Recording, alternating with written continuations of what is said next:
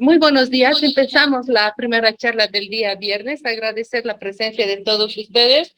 Con nosotros está el profesor Juan Tirado, ¿no?, de la Universidad de Córdoba, Argentina. El tema que va a dar es un vistazo de la educación matemática en tiempos de COVID. Damos la bienvenida a nuestro querido profesor. Muchas gracias. Profesor. Muy buenos días. Antes de comenzar con la exposición, mis palabras de agradecimiento a la Sociedad Boliviana de Matemática y a la Universidad Simón Frattini. A todos ustedes les agradezco su presencia y su disposición para escuchar.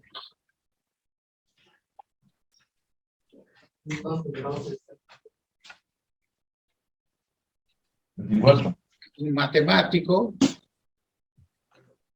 con ninguna formación en pedagogía ni didáctica de la matemática, pero sí con una larga trayectoria como profesor universitario y que ha estado siempre interesado por la educación matemática.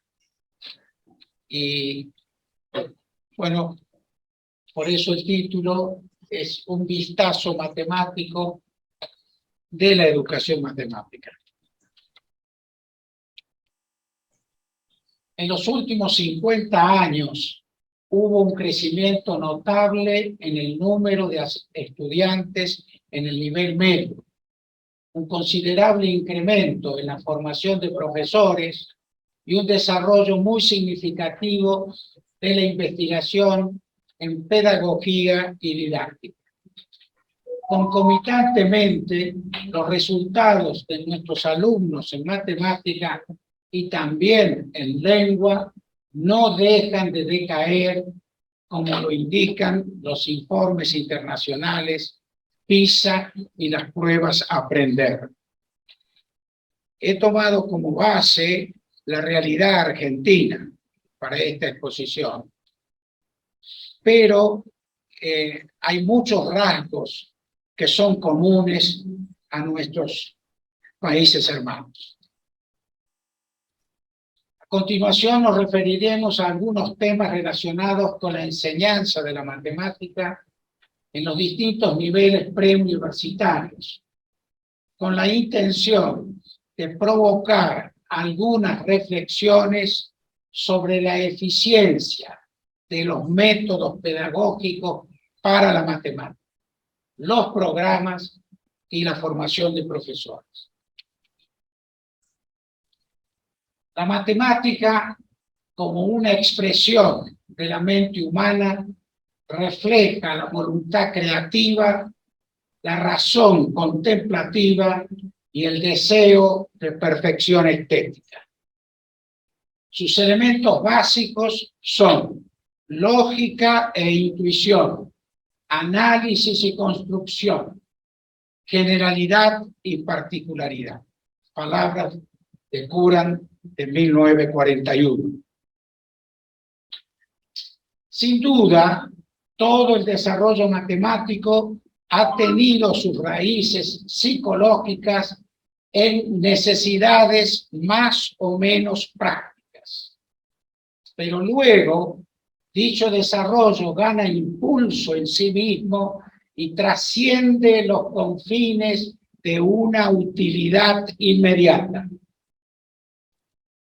La matemática es un puente en constante construcción desde hace 26 siglos entre los interrogantes más abstractos de la filosofía y la realidad más concreta de la ingeniería. El lunes 21 de julio de este año, la NASA dio a conocer la imagen infrarroja más profunda y nítida hasta la fecha del universo lejano, captada por el telescopio James Webb. Allí se puede apreciar un cúmulo de galaxias como lucía hace 4.600 millones de años. Mientras la miraba extasiado, pensaba en toda la matemática, física, química, computación e ingeniería que sustentan semejante logro. Nuestra mente tiene una plasticidad extraordinaria, pero al mismo tiempo está llena de surcos, de modos fijos y concretos de proceder, de hábitos. Son nuestras formas normales de actuar que determinan nuestra propia estructura mental.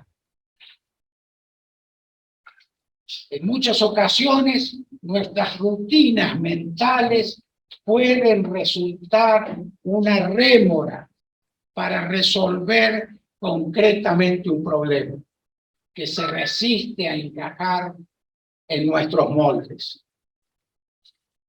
El siguiente experimento puede tener de manera en general, vamos a decir, de estos surcos mentales. el límite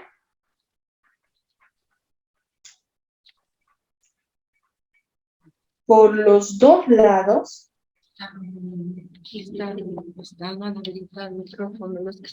es decir, límite cuando x tiende a A de la función no existe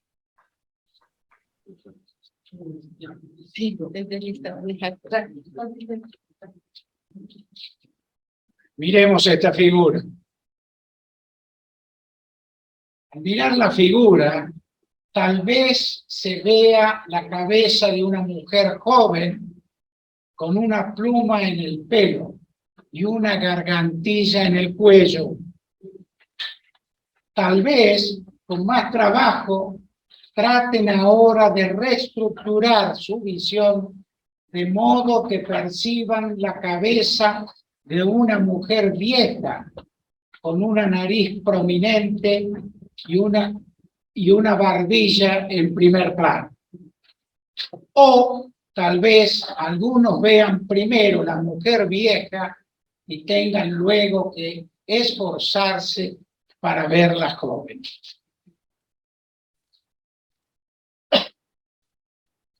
En general, ¿han visto las dos? Primero la joven. Sí, primero la joven. Fíjense cómo es esto de los surcos mentales, ¿no?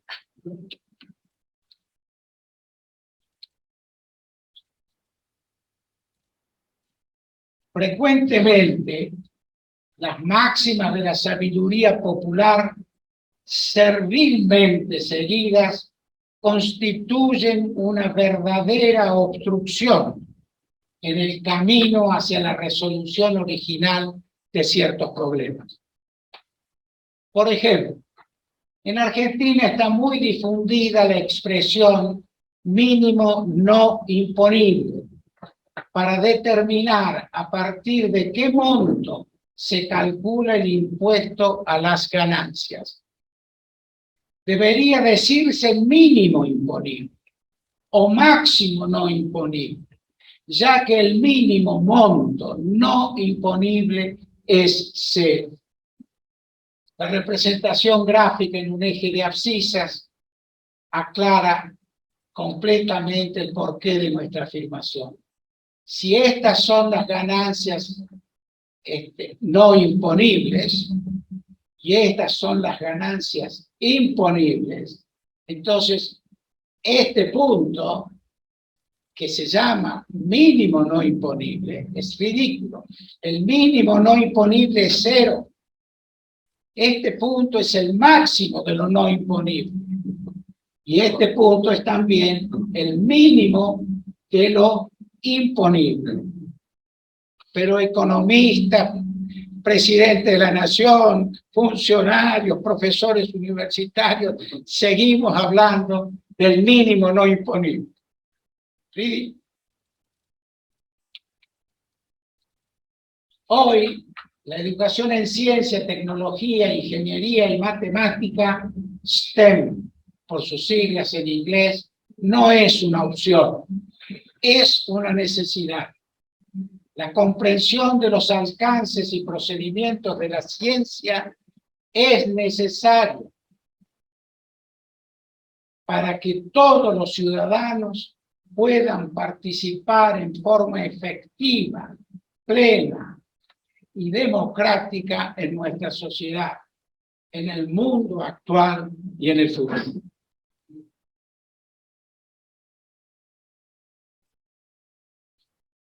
La innovación y el progreso de un país están en parte asociados a la formación científica y esta a su vez a una formación ciudadana responsable, comprometida y solidaria.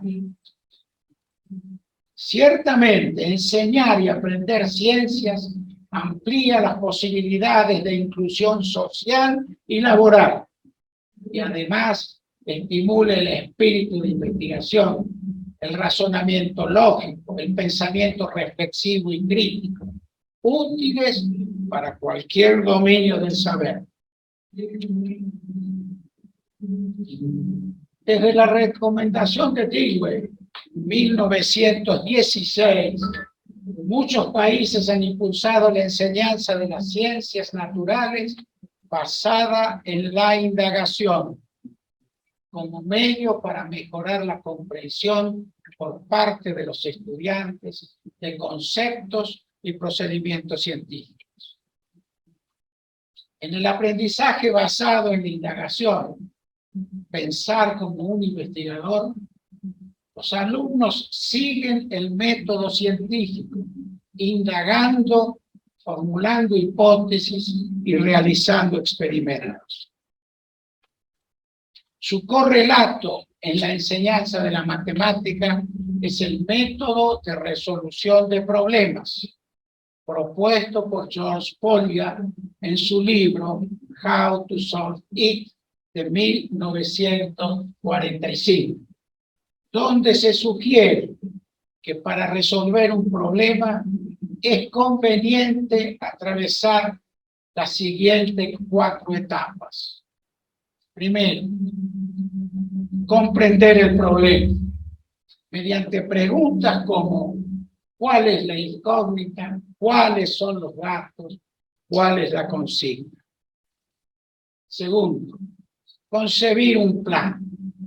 En esta fase, Polya sugiere encontrar algún problema similar al que se confronta.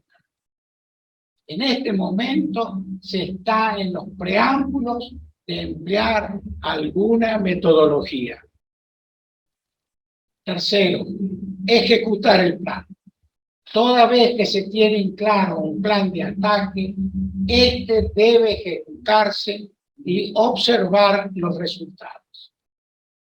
En muchas ocasiones es necesario un ir y venir entre la concepción y la ejecución del plan para obtener resultados favorables. Cuarto, examinar la solución obtenida. Es en esta etapa en donde la resolución de un problema da pie a un gran descubrimiento. El autor señala que en esta fase se procura extender la solución de un problema a tal vez algo más trascendente. Se cuenta que Napoleón hizo el siguiente experimento y descubrió un teorema. Dibujó un triángulo, este de aquí, el ABC, triángulo ABC arbitrario. Este es un triángulo arbitrario, en general escaleno. Sobre el lado AB, hacia afuera, se construye un triángulo equilátero, el MAE. Lo mismo se hace sobre el otro lado, BC, se construye ese triángulo equilátero. Y hacia afuera del lado AC este triángulo equilátero. Luego se toman los centros de estos tres triángulos equiláteros construidos. ¿Sí? ¿Y qué se observó? Que este triángulo es siempre un triángulo equilátero. ¿Sí? Esta es la observación de Napoleón. No importa cuán raro es el triángulo de partida, con esta construcción, estos tres puntos siempre forman un triángulo equilátero. Este es el llamado teorema de Napoleón. Y es interesante que el profesor describa esta construcción de Napoleón y el estudiante ensaye varias veces y vea si él solo puede descubrir que este triángulo es equilátero. Por cierto, no se cree que Napoleón haya podido demostrar que esto era cierto, pero él intuyó la verdad de este resultado. Hoy, cualquier alumno de secundaria que haya tomado algo de trigonometría puede demostrar el teorema. Las mujeres de Napoleón. Puestos a contar chismes de Napoleón, aquí va uno curioso que suena a generalidad de Groucho Marx. Dicen que el primer marido de la segunda mujer de Napoleón y el segundo marido de su primera mujer eran la misma persona. ¿Podrá ser esto cierto? Este es el tipo de problemas que es conveniente que el profesor sugiera a sus alumnos en el momento que lo considere apropiado. Triángulo con 15 fichas de damas. Se colocan 15 fichas de damas blancas y otras negras en la disposición que se indica aquí. 5 fichas aquí, 4, 3, 2.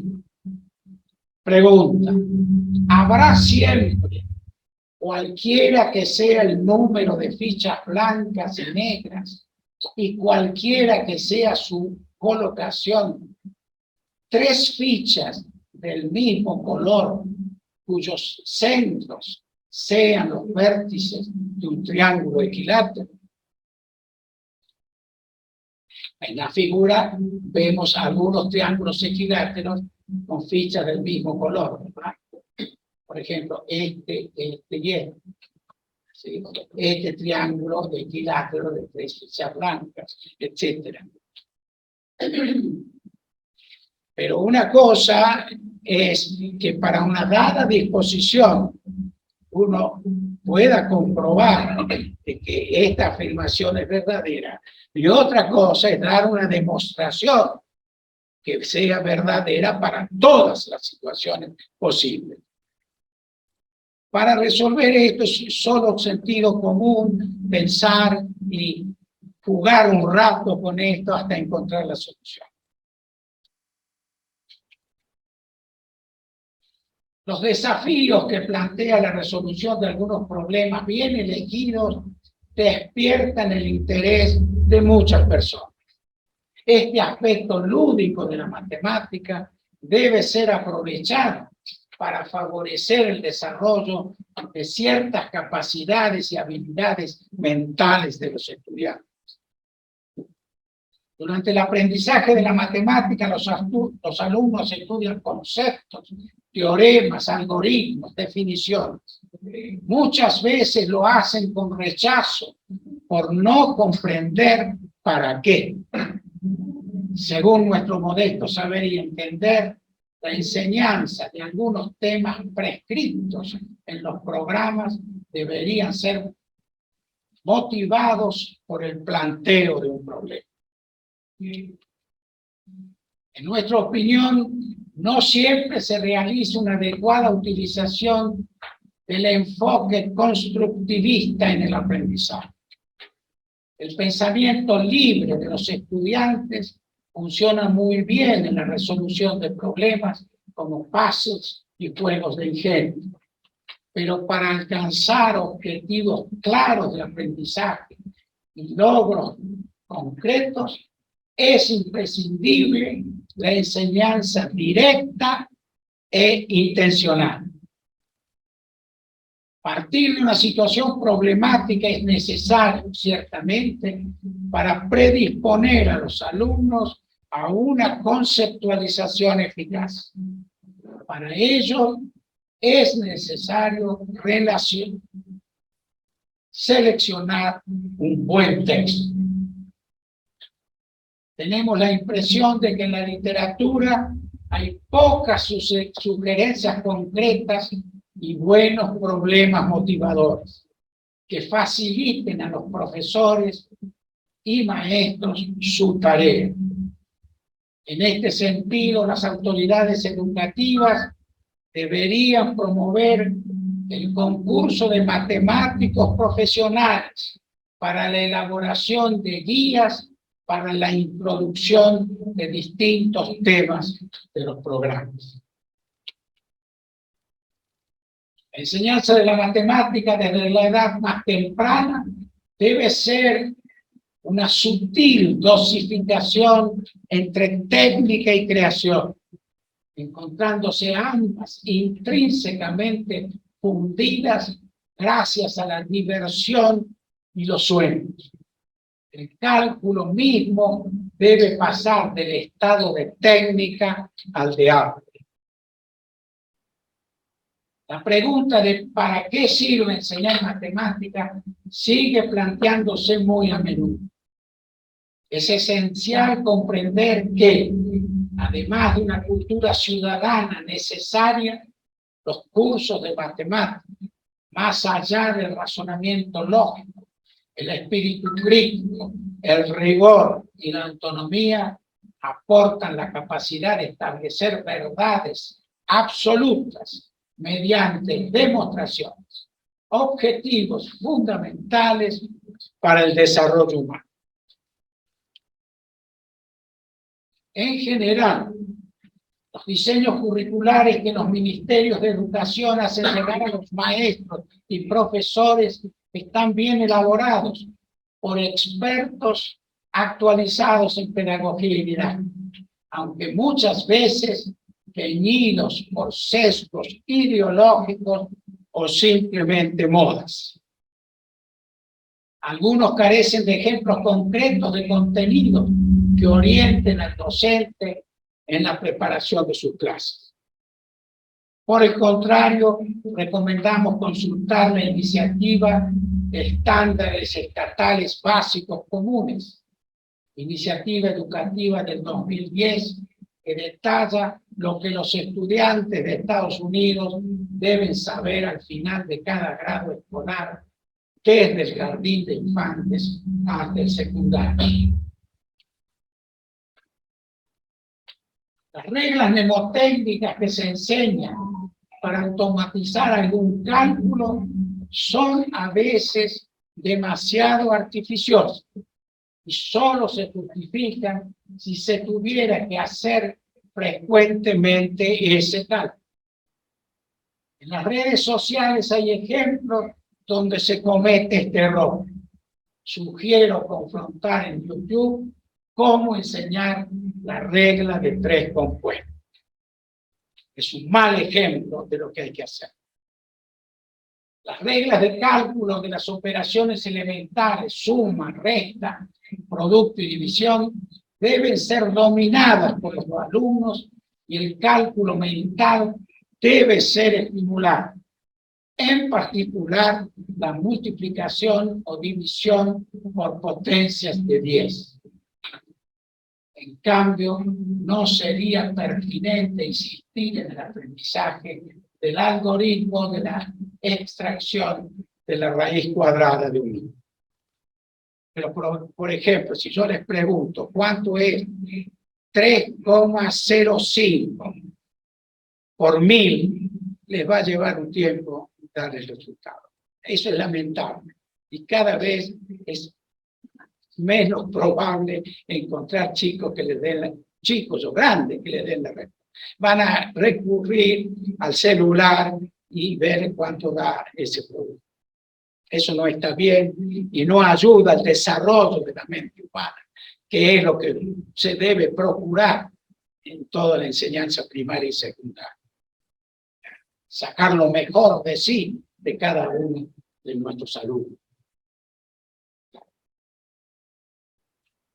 El conocimiento y la comprensión de los números deben ocupar un lugar central en nuestro. No olvidemos que el razonamiento y la noción de demostración es el alma del trabajo. Digamos algo sobre la geometría. El desarrollo de la intuición geométrica debe ser un objetivo fundamental en la enseñanza de la matemática. Esta comienza a formarse en las clases de los más pequeños y raramente se pierde a medida que se avanza de nivel. En el secundario, además del estudio de las figuras isósceles, como polígonos y poliedros, cónicas, prismas, esferas, cilindros y conos, deben estudiarse las transformaciones. En el primer ciclo recomendamos que haya un acercamiento a las simetrías axial y central, las traslaciones y rotaciones del plano. En el segundo ciclo, un estudio más completo de las transformaciones rígidas, las homotesias y la inversión con respecto a una circunferencia. Además, es muy provechoso estudiar la composición de las transformaciones rígidas y los grupos de simetrías de diversas figuras. Es una manera de acercar el álgebra abstracta y la geometría. Por otro lado, es impactante la relación que existe entre arte y geometría. Por ejemplo, por el teorema de Fedorov de 1891, se sabe que hay 17 grupos cristalográficos de simetría del plano. Los árabes, creadores de los bellos y variados mosaicos geométricos que adornan la Alhambra, no podían conocer el teorema de clasificación de Fedorov, que fue muy posterior. Por ello, es increíble que hayan usado los 17 grupos cristalográficos en el diseño de sus losetas de sedación del plano. No hemos pretendido dar un programa completo de geometría, sino aclarar algunas sugerencias, esbozar algunas sugerencias. Por cierto, debían incluirse las construcciones con regla y compás, el trabajo con coordenadas cartesianas ortogonales, como introducción a la geometría analítica y la medida de longitudes, áreas y volúmenes. La geometría euclidiana es una de las ramas más antiguas de la matemática, y ya Platón, 4 siglos antes de nuestra era, señalaba la importancia de su enseñanza para los futuros dirigentes de su república. En cuanto a la matemática, daba buenas razones para prescribir como prioritaria la enseñanza del cálculo y la geometría. Creemos que esta prioridad seguirá vigente por mucho tiempo más.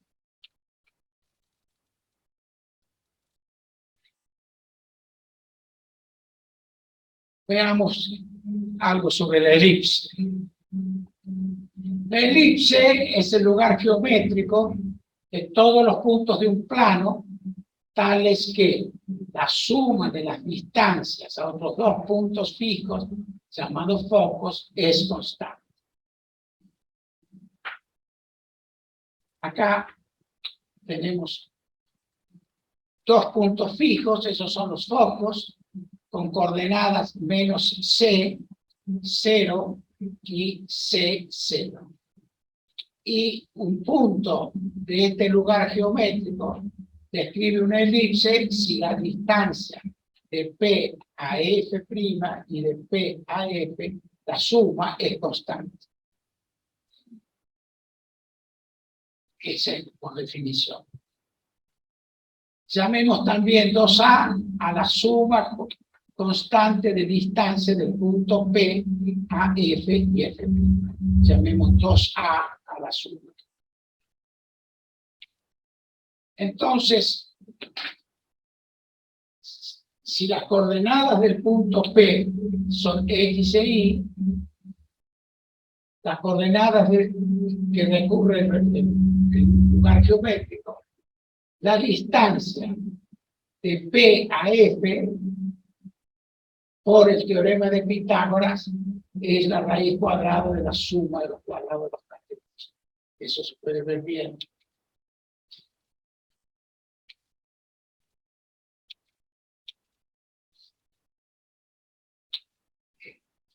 La distancia, por ejemplo, de acá, esta distancia se puede calcular como mirando el triángulo rectángulo de acá a acá. Eso da estas dos fórmulas para la distancia de y la distancia de prima. Entonces lo que se requiere es que la suma de esas dos distancias sea constante, igual a 2A. Entonces, es fácil racionalizar esta expresión, es decir, eliminar las raíces cuadradas, y uno llega a esta ecuación, siempre que A no sea igual a C. Cuando A es igual a C, el lugar geométrico degenera en el segmento F y F'. Y si C es mayor que A, el lugar geométrico es vacío. Entonces, interesa, en el caso, A mayor que C. Entonces, en ese caso, si uno llama P cuadrado a esta diferencia, la ecuación de la elipse en forma canónica es. Observamos que A es la longitud del semieje mayor, B la del semieje menor, y la excentricidad de la elipse se define como este cociente de C sobre A. Es un número siempre entre 0 y 1. Cuando la excentricidad es 0, la elipse es una circunferencia, y cuando la excentricidad es 1, la elipse es un segmento. En la vida diaria podemos encontrar muchas elipses. Por ejemplo, en un vaso con agua con forma de cilindro circular recto, cuando lo inclinamos, el borde de la superficie del agua tiene forma de elipse. Siempre que el agua no se derrame ni que la superficie toque más de un punto la base del vaso. Es interesante demostrar esta afirmación. Bueno, acá idealizamos la situación suponiendo que el vaso, ¿verdad?, es infinitamente largo, es cilíndrico, y que el radio de este cilindro es 1. Entonces, cuando inclinamos el vaso, es decir, lo rotamos en el plano XY con un ángulo θ, la sección, ¿verdad?, con el plano ZX deviene un óvalo, digamos. Todavía no sabemos que sea una elipse, pero se parece bastante. Bueno, la afirmación es de que efectivamente es una elipse. Vale la pena ver la demostración. Entonces, consideramos ahora la rotación R sub θ alrededor. El eje Z es el que sale para aquí, el eje Y va para allá, y el eje X es el horizontal, ¿verdad? Entonces, alrededor del eje Z rotamos, rotamos el vaso, un ángulo entre 0 y pi sobre 2, en el sentido antihorario. Esta es la rotación que inclina el vaso hacia la derecha. Recordemos la imagen, ¿no? Tomamos la imagen y lo seguimos con las ecuaciones. La rotación, r θ, es muy fácil ver que en coordenadas en el plano XY viene dada por esta forma. X coseno θ más Y seno θ, la primera coordenada, menos X seno θ más Y coseno θ, la segunda. Por lo tanto, la rotación r θ en el espacio X y Z viene dada por esta forma. Mismas dos primeras coordenadas y Z que queda fijo. Porque estoy rotando alrededor del eje Z. En coordenadas, la superficie lateral del cilindro será dada S del cilindro original, mientras que del cilindro inclinado será C', que resulta de la aplicación de R θ al conjunto C. Entonces es fácil reemplazar eso por las coordenadas R θ y esta es la expresión. Y la intersección, ¿verdad?, de este vaso con el eje, con el plano XZ, que es el plano horizontal, será la intersección, allí está calculada, esta es la sección. Entonces, es este conjunto el que queremos ver que es una elipse. Bueno, nos propusimos probar que la sección S es una elipse, para lo cual tenemos que ver si satisface la ecuación de la elipse. Reemplazamos, de S deducimos que z coseno θ es igual a esto. Recordamos que x cuadrado más z cuadrado es 1. Si definimos A como este cociente, que es constante, entonces deducimos esta forma. Lo cual está probando que este sería el x cuadrado sobre a cuadrado más z cuadrado sobre 1 da 1. Es decir, el punto, este punto que está en el plano XZ, está en la elipse, como queríamos demostrar. Acá se ve muy rápidamente, por cierto, esto tiene que ser presentado con pausa, con tiempo, pero en la explicación para que se siga, digamos, el juego entre la geometría y su descripción algebraica, ¿no? Es un ir y venir entre esas dos cosas, que es lo que la matemática siempre hace, ¿no? Es interpretar una situación geométrica de un modelo, etcétera, y traducirlo y expresarlo matemáticamente.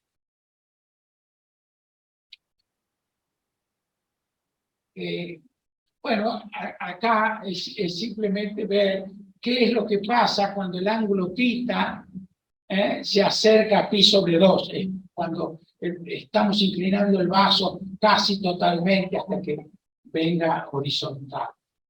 Bueno, entonces allí es interesante ver cómo el semieje mayor tiende al infinito. Es muy fácil. El semieje mayor estaba definido por esto, a de θ era esta constante, y el límite de esto es θ. Simplemente hemos dividido la expresión, ¿no? Teníamos a de θ, acá definimos. El a de θ es este cociente. Queremos calcular el límite de esto cuando θ tiende a pi sobre 2. Simplemente conviene efectuar el cociente para ver de que esto, ¿verdad? Cuando θ tiende a pi sobre 2, esto tiende a infinito y esto tiende a 0. Así que por eso el límite es infinito. Bueno, y lo mismo, la excentricidad de la elipse tiende a 1.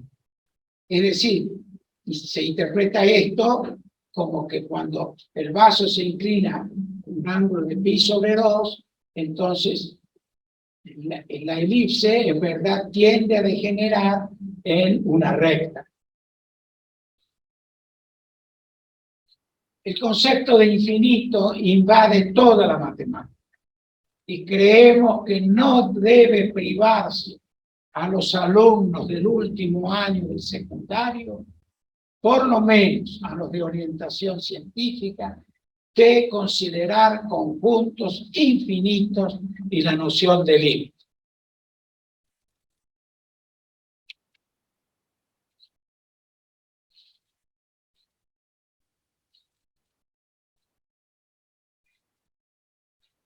Repensar las ramas de la matemática en los programas.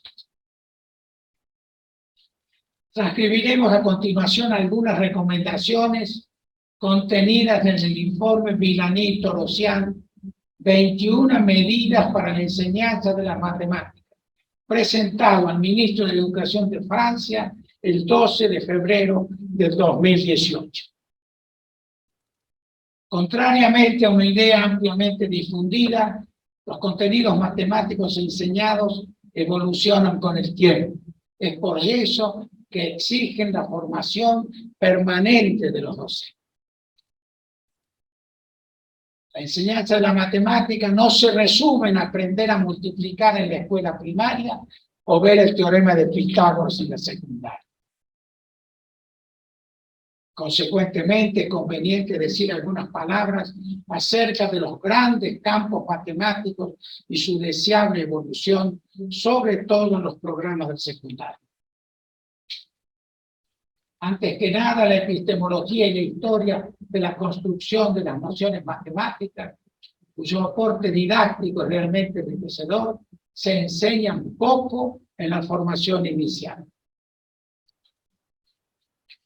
Como ejemplo, el informe cita que hacia el año 1620, Fermat propuso un método original para identificar al rectángulo de máxima área de un prefijado perímetro. Antecedente valioso para un acercamiento a la noción de derivada y al cálculo infinitesimal que hoy figura en algunos programas del último año del secundario. En el informe se afirma también que la representación geométrica alcanza mucho sentido en una renovada enseñanza de la estadística, sobre todo en las orientaciones científicas.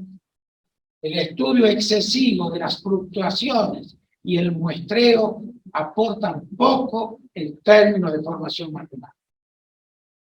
La enseñanza de probabilidades finitas, basada en la intuición del número y acompañada de los rudimentos de la combinatoria, evitaría un acercamiento a las probabilidades simples mediante el límite frecuentista, que puede ser una inversión didáctica y científica muy poco intuitiva.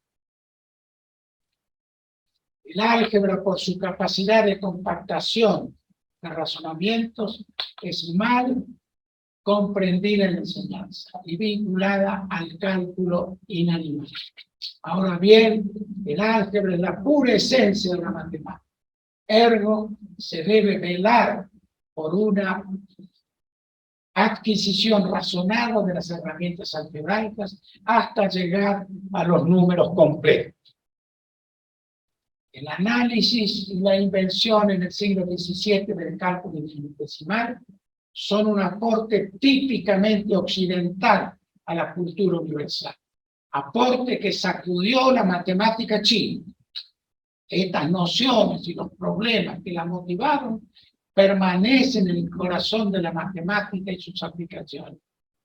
Deben entonces ubicarse en el centro de la enseñanza. Matemáticas discretas, por ejemplo, están demasiado marginadas en la enseñanza actual, mientras que por un lado constituyen un lazo con la investigación contemporánea y la informática, y por el otro, un campo en el que está permitido razonar y divertirse con problemas motivantes con tan solo conocimientos matemáticos mínimos. Finalmente, sabemos que un buen programa es condición necesaria pero no suficiente para una mejora sustancial del aprendizaje. La formación, vocación y pasión de los maestros y profesores y el compromiso del Estado, de las autoridades y funcionarios, de la sociedad y la familia, son condiciones sine qua non para alcanzar mayores niveles de desarrollo y de bienestar para todos.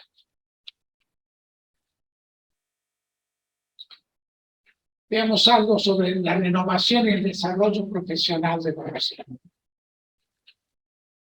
Una realidad preocupante. Como dijimos en la introducción, el nivel alcanzado por nuestros alumnos en matemática y también en lengua y ciencias naturales es en todas las evaluaciones que se realizan, es insuficiente. También muchos expertos consideran que lejos de mejorar la educación en Argentina, está en franca decadencia, asumiendo la crisis generalizada, acompañando la crisis generalizada de los últimos 50 años que sufre nuestro país. A lo expresado se suma que la ciencia y la tecnología están impactando y cambiando todos los aspectos de la vida, desde las modalidades de utilización del tiempo libre o el descanso hasta la escolarización y el trabajo. La alfabetización científica y las habilidades desarrolladas a través del compromiso con la matemática, la ciencia y la tecnología nunca han sido más importantes. Estas habilidades incluyen la resolución de problemas, el pensamiento crítico, el pensamiento numérico y matemático, las habilidades digitales y la comunicación.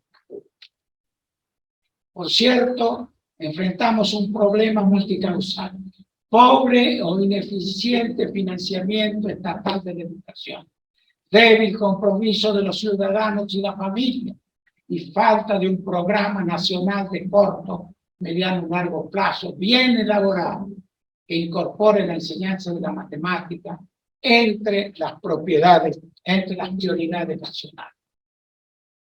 El gasto público en la educación de algunos países, según el Instituto de Estadística UNESCO, entre el 2018 y 2020, por rango del porcentaje del Producto Interno. Esto es prepandemia.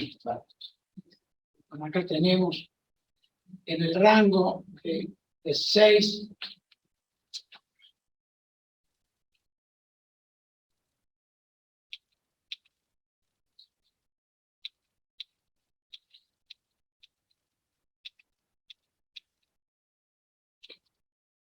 en este rango de 6,5 tenemos Bélgica, Brasil, Costa Rica, Finlandia, Nueva Zelanda. En el rango de 5 a 5,5 tenemos Alemania, Australia, Chile, Francia, Reino Unido. 4, 5 a 5 tenemos Argentina, Colombia, Estados Unidos, Rusia y Uruguay. En el rango de 4 a 4,5 Bulgaria, Ecuador, India, México, Perú. El promedio del mundo fue de 3,7% del PBI mundial. Bolivia invirtió 8,9% de su Producto Mundial. Ante esta realidad, podemos concluir que el Estado argentino debería incrementar el porcentaje del PBI que dedica a la educación y simultáneamente mejorar la gestión. Por ejemplo, Singapur dedica a la educación 2,9%, menos que el promedio mundial. Sin embargo, los resultados de las pruebas de aprendizaje lo ubican en los primeros lugares a nivel mundial. Así que no es solo requerir mayor presupuesto, sino tenemos que cuidar, sobre todo los académicos y profesores, mayor eficiencia.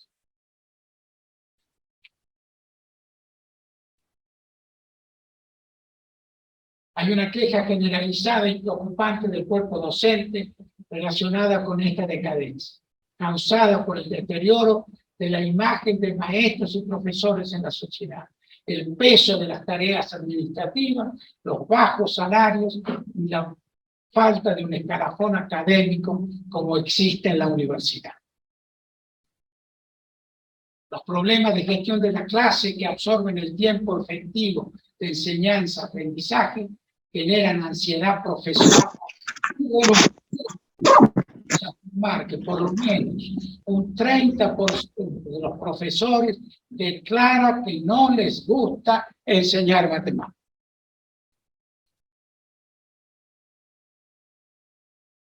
Los problemas de convivencia entre los adultos y los conflictos entre estudiantes se han agudizado desde la pandemia.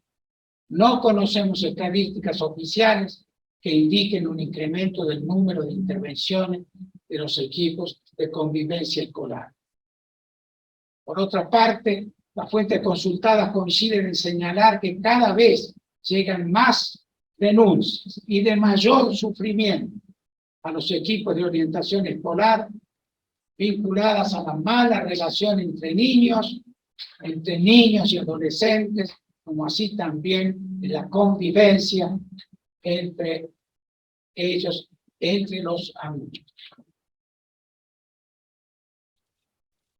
Todas las personas consultadas afirman que la formación matemática inicial y continua de los docentes en Argentina son insuficientes.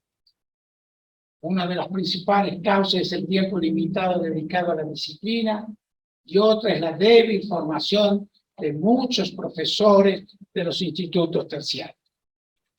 Docentes poco o mal formados que padecen el ejercicio de su profesión no pueden lograr que la mayoría de sus estudiantes superen los niveles esperables de aprendizaje y las barreras propias de una disciplina que requiere mucho esfuerzo y concentración. En particular, la lectura de un texto matemático requiere leerlo y releerlo, renglón por renglón, con lápiz y papel para ayudar a su comprensión profunda. La velocidad de la conversación cotidiana y de los programas informativos, el vértigo de los debates periodísticos, el cúmulo de mensajes intercambiados en las redes sociales por minuto, son hoy formas habituales útiles para recibir mucha información que termina siendo efímera y superficial. Indudablemente esta práctica tan difundida conspira con la serenidad necesaria en el aula. No existe antipatía por la matemática en los niños. Muchos jóvenes declaran que la matemática era su materia preferida en la escuela primaria. El problema no pasa entonces por motivar a sus alumnos, sino por el contrario, por no desmotivarlos y encontrar la manera de cultivar la curiosidad, la creatividad y el gusto por la matemática. Para un maestro o profesor que solo conoce y domina los contenidos que tiene que enseñar, no tendrá la capacidad de hacer atractivas sus clases a pesar de una buena formación docente. Un conocimiento mezquino de la disciplina y sobre todo una formación superficial adquirida en algunas escuelas normales e institutos de profesorado producen egresados que frente a sus alumnos se sienten inseguros e inflexibles. La confianza recíproca del profesor y el alumno debe estar siempre presente en el proceso de enseñanza-aprendizaje, ya que permite a ambos correr el riesgo de equivocarse. El profesor debe ayudar al alumno a identificar y comprender su error, con el fin de que resulte una parte constitutiva de su aprendizaje.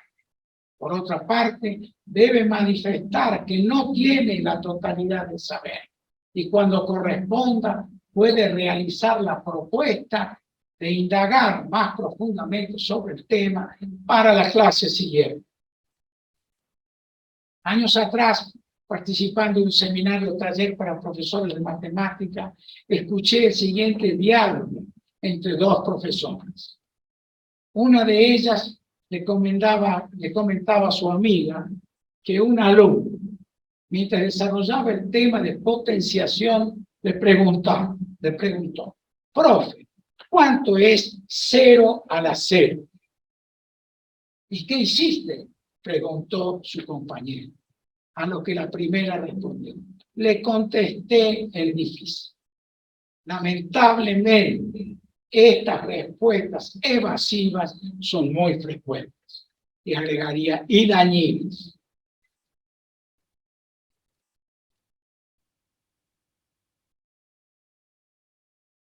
Bueno, acá tengo algunas apreciaciones sobre la importancia de la formación continua, pero por razones de tiempo voy a pasarlas por alto.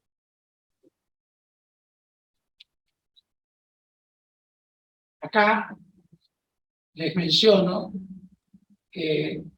un trabajo que fue realizado y publicado en mayo del 2021 por la Academia Nacional de Ciencias de Argentina, donde se presentó el libro Fomentando la Educación STEM y el Compromiso Público a través del Programa de Educación en Ciencias de IANAS, publicado en castellano e inglés. Recomiendo su lectura.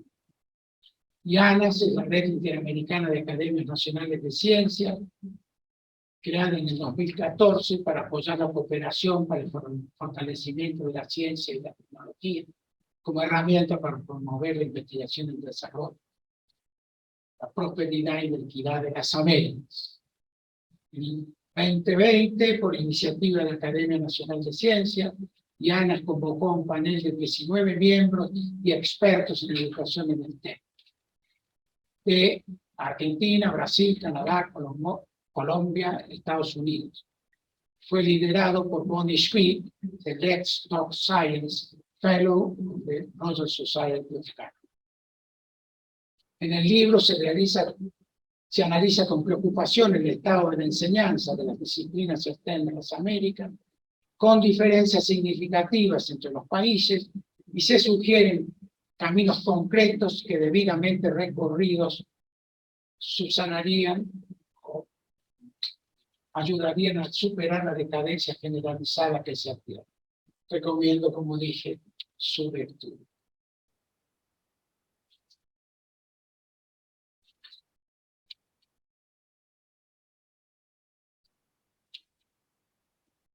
Más allá de las críticas y falencias apuntadas, las sugerencias y opiniones concretas vertidas como granitos de arena en un inmenso mar de dificultades, cabe rendir nuestro homenaje a los maestros, profesores y directivos que han abrazado con amor y pasión la noble tarea de enseñar a los niños a leer y a escribir, o formar a la juventud para ser buenas personas y capacitadas para el trabajo o estudios superiores. Felicitaciones, maestras, maestros, profesoras y profesores. Muchas gracias por su atención.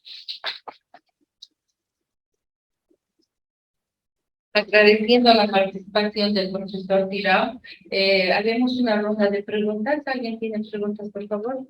Ingeniero. Muy buenos días, profesor Tirado. Siempre es una alegría tenerlo acá en Bolivia, en Cochabamba y en los congresos. Voy a siempre admirar, ¿no?, todas las exposiciones y lo que usted en Bolivia. Tengo 3 preguntas, profesor Tirado. La primera, ¿hay algún contenido donde usted implícitamente relaciona la inteligencia emocional y la matemática, que relaciona la inteligencia emocional matemática? Segundo, ¿Argentina será campeón en este mundial? Probabilidades tal vez, ¿no? Y tercero, Yo no he visto nunca un matemático ebrio, no sé si usted alguna vez, su pensamiento sigue siendo racional o muy bien. Gracias. Muchas gracias, profesor. Bueno, la matemática, lejos de ser una disciplina y totalmente rígida, totalmente estructurada, comparte mucho de la emoción del arte y de la creatividad, de la música. Y como yo decía, la matemática es un puente, ¿no? Es un puente que vincula, por un lado, las cuestiones más abstractas de la filosofía con las cuestiones más concretas de la ingeniería y de la vida diaria. Y eso está patentizado a lo largo de los 26 siglos de su desarrollo en la actualidad.